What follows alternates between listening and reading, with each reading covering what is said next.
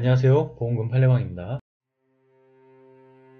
정신병적 증상이 있는 중증의 주요 우울증 병력자가 신발과 상의를 벗어두고 익사한 경우 자유로운 의사결정을 할 수 없는 상태로 감정하였다면 자살사망보험금은 부책인지 여부에 대하여 대구지법 2020 가단 106388호 124003호 토대로 명확히 살펴보도록 하겠습니다. 기초사실, 망인은 2019년 8월 15일 오후 3시 30분경 낙동강변에서 익사한 채로 발견되었습니다. 재판부의 판단, 인정사실, 망인은 사망 당시 만 49세의 남자로서 배우자와 그 슬하에 중학생과 고등학생 아들 2명이 있습니다.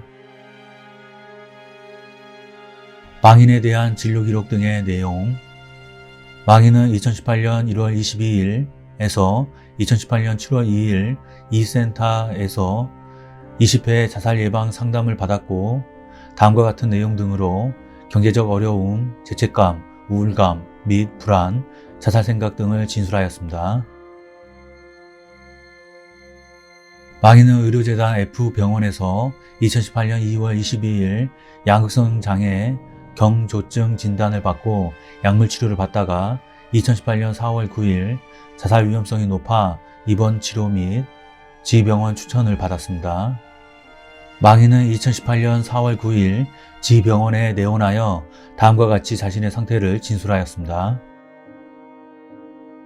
망인은 지병원에서 2019년 7월 31일 마지막 퇴원할 때까지 6차례 입퇴원을 반복하였고 약물 치료 및 정신치료를 받았으며 진단명은 정신병적 증상이 있는 주요 우울증에 반복되는 중증의 에피소드이고 주요 증상 및 호소 내용은 우울, 불안, 초조, 빈곤망상, 자살 생각이 있습니다. 망인의 사망할 즈음의 상태, 보험 모집인은 2019년 8월 13일 망인을 면담하였는데 그때 망인은 환각 증상이 있었고 이상한 소리와 몸짓을 하면서 누군가가 너는 죽어야 된다고 말하는데 살고 싶다고 도와달라 하였습니다.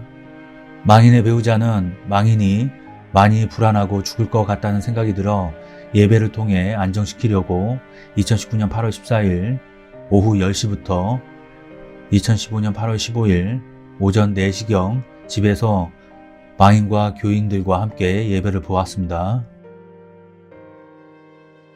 망인은 예배가 끝난 후인 2019년 8월 15일 오전 5시경 배우자에게 낙동강에 자살하러 가겠다라고 말한 후 같은 날 오후 3시 30분경 낙동강변에서 신발과 상의를 벗어두고 수초에 걸려 익사한 채로 발견되었습니다. 의학적 견해, 아이 정신건강의학과 전문의사, 망인에 관한 진료기록을 통하여 망인이 2019년 7월 31일 지병원 퇴원 당시에도 심한 불안, 초조, 우울감, 절망감 등 주요 증상들이 지속되었음을 확인할 수 있음. 망인의 유가족을 통해 망인이 사망 2주 전 기간 중 괴상한 소리를 지르거나 누군가가 죽으라고 한다라고 표현을 하며 안절부절 못해 하는 모습을 보인 내용을 확인함. 이러한 내용들은 망인이 사망 직전 양극성 장애의 주요 증상들로 인해 현실 판단 능력이 저하되었을 것으로 추정하는 충분한 근거가 될 수 있었으며 사망 전 약 1년 6개월의 정신건강의학과 치료 기간 중에도 이와 유사한 현실 판단력이 저하된 것으로 추정되는 증상들이 반복되어 입원을 반복하였으며 주요 증상들이 뚜렷한 호전을 보이지 않았던 것을 확인할 수 있었음. 망인이 자신이 처한 상황에 대한 적절한 판단과 반응을 할 수 있는 현실 판단력 저하 상태, 즉 심신상실 등으로 자유로운 의사결정을 할 수 없는 상태였음을 추정할 수 있음. 제2의사, 진료기록에서 망인에게 고양된 기분상태, 다변, 의기양양, 사고비약, 충동성, 수면욕구와 식이욕구의 저하, 자살사고, 신체망상, 안절부절, 불안과 우울감, 죄책감, 불면, 죄업상, 질병망상 등 조증 증상과 우울 증상 모두 나타남. 배우자 K의 면담서에서 사망 직전에 불면, 망상과 환각, 안절부절, 불안 등의 급성기 우울 증상이 심한 상태로 판단됨. 망인의 사망에 대하여 정신병적 상태를 동반한 양극성 장애의 우울사파로 생각되며 자유로운 의사결정을 할 수 없는 상태에서 자신을 해친 경우로 판단됨.